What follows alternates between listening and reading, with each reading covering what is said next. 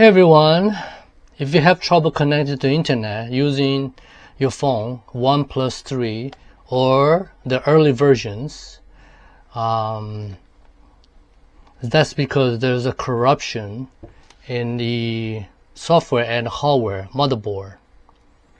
Even though I try to reset the phone, hard reset many times, it still doesn't work.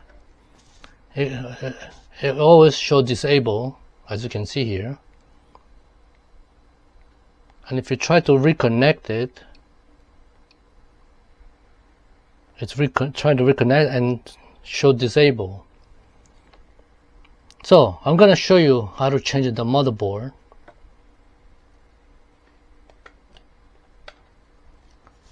That's this one here.